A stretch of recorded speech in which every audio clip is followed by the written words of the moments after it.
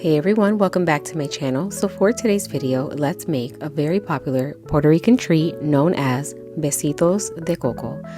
So the name Besitos de Coco translates to coconut kisses, and it's essentially the Puerto Rican version of a coconut macaroon. It is a delicious, soft, chewy, and slightly sweet cookie. It's very easy to make, and I am going to show you how to make it step by step. So let's get into it. All right, so we are jumping right into this recipe.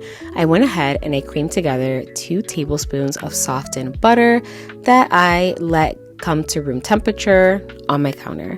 You want to make sure it's at room temperature, that way it can cream together really nicely in your mixer.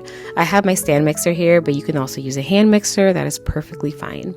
And then I'm going to go ahead and add 1.5 cups of sweetened shredded coconut flakes. You can find this at most grocery stores, but if you want to shred it yourself, just get a small coconut and then shred it enough so that it yields 1.5 cups of coconut flakes. And then I went ahead and added 2 egg yolks. And if you're wondering what happened to the egg whites, I just save them in my refrigerator, and the next day I'll use them for like scrambled egg whites or something for breakfast. I don't let them go to waste. And then I'm going to go ahead and add 1/3 cup of brown sugar.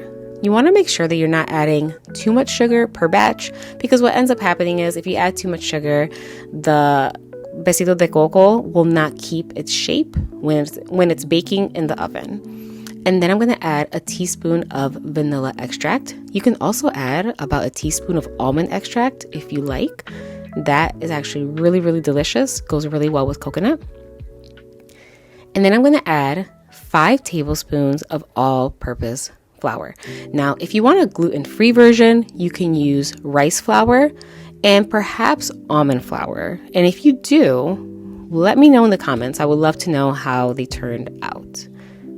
And by the way, I will have all of the ingredients in the description box below. Oh, and lastly, I added a little pinch of salt, like about 1/4 teaspoon or so.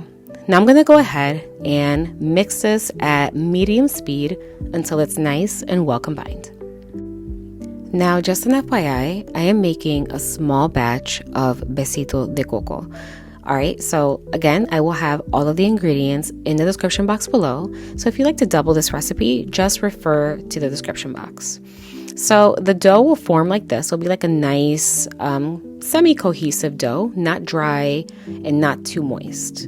So I've mentioned this before, out of all the things that I have in my kitchen, I do not have a cookie scooper. I don't know why, but it's okay. Even though I make a lot of cookies, I don't know why I still don't have a cookie scooper.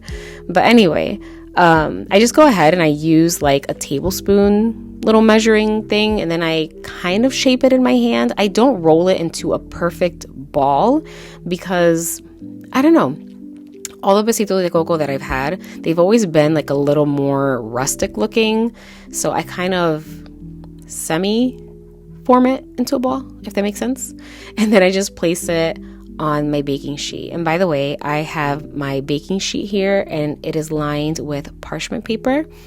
And I always add some water on top of the baking sheet so that the parchment paper can stick to the sheet without moving around. And yeah, so again, this is a smallish batch of Besito de Coco, and it yielded about 11 Besitos de Coco. Now I'm going to go ahead and place these in my oven at 350 degrees, and I'm going to bake them for about 20 minutes or until they are nice and slightly golden. All right, and after about 20-ish minutes or so, my Besitos de Coco are done. It's going to vary depending on your oven. Oh, by the way, remember that I mentioned earlier that if you add too much sugar to your dough, the Besito de Coco will spread? Well, that happened to my first batch. I put too much sugar and they spread in the oven. However, they still tasted amazing. They weren't Besito de Coco. They were essentially a coconut cookie, but Yeah, I still kept those. They were amazing. But anyway, yeah, so my Besitos de Coco are done. They look perfect. And while they're nice and fresh, I like to add like a little cherry. So I try to press them in, but I didn't want to mess them up. So I kind of just score them a little bit in the middle, and then I gently place my cherry. Now you can eat these plain. You don't have to put a topping on them, but I've always seen them with either cherry or some kind of fruit whenever I would go to the bakery.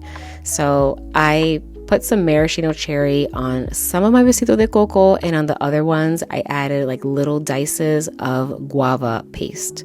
In Spanish it's called pasta de guayaba, which I personally love.